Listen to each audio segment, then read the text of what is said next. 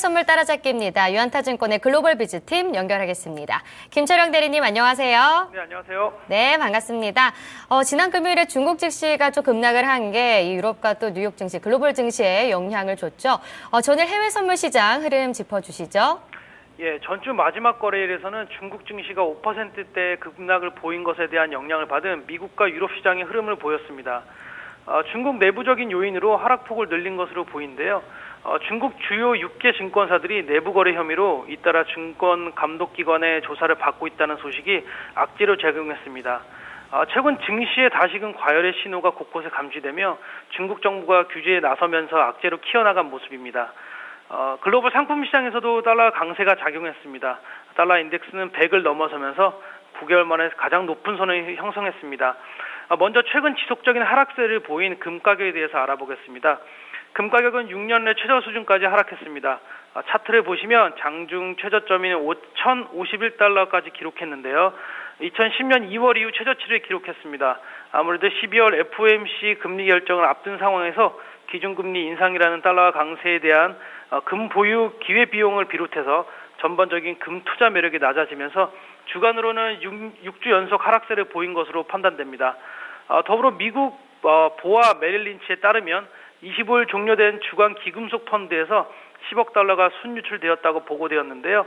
17주 만에 최대 규모로 최근 금 가격 내림세에 투자자들 역시 금 투자를 꺼리고 있는 것으로 풀이되고 있습니다.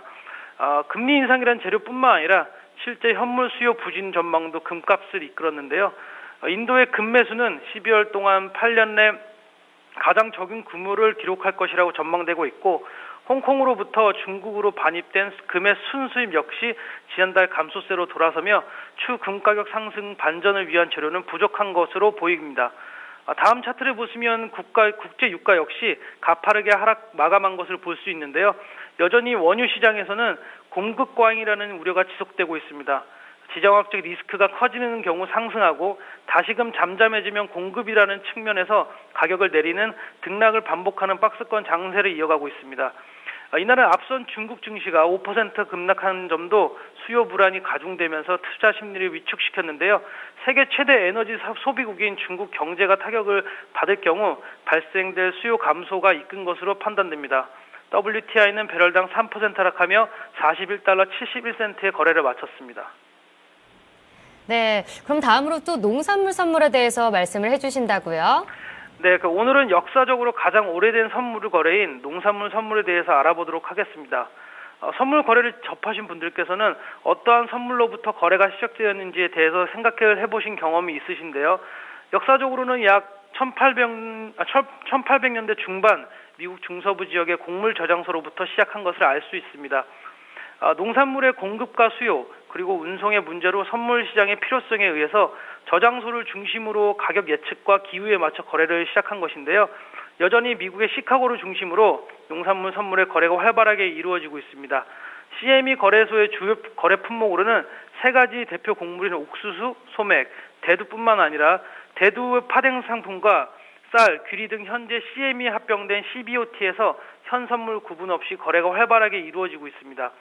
농산물은 1년 중 일정한 시기에만 출하가 가능하기 때문에 출하 시기까지의 재고량, 예상 출하량, 실제 출하량, 날씨에 크게 영향을 받고 있고 파종 전후의 작황 수준도 거래에 크게 작용하는 모습을 보이고 있습니다. 미국 농무부는 각 품종의 주기적인 데이터를 발표하며 이 데이터와 날씨 예보에 가격은 민감하게 반응을 보이고 있습니다. 세계적인 주요 3대 품목에는 어떤 것이 거래되고 있는지 다음 표를 보시면서 확인해 보시겠는데요. 옥수수, 대두, 소맥분이 가장 거래가 활발합니다. 계약 단위는 5,000부셀이고 가격 표시는 1부셀당 미국 센트를 의미합니다. 특이한 점으로는 전일 정상가 대비 정해놓은 비율로 상하한가가 설정되어 있습니다. 급변하는 장세에 상하한가를 쉽게 도달하는 편이고요. 한계에 접근 시에 거래가 불가하오니 참고하시길 바라겠습니다. 곡물 시장은 시카고 거래소에서 활발하게 이루어지고는 있지만 주로 미국, 중국, 캐나다, 브라질, 아르헨티나, 호주, 러시아 등 국가의 품목에 집중되어 있고 특히 미국의 생산 집중도가 옥수수와 대두는 전체의 40%를 차지하고 있어 미국 중서부 지역의 날씨 및 상황이 가격 변동에 크게 영향을 미치고 있습니다. 다음 옥수수와 유가를 비교한 차트를 보시면 옥수수는 원유 선물과 비슷한 흐름을 보이고 있습니다.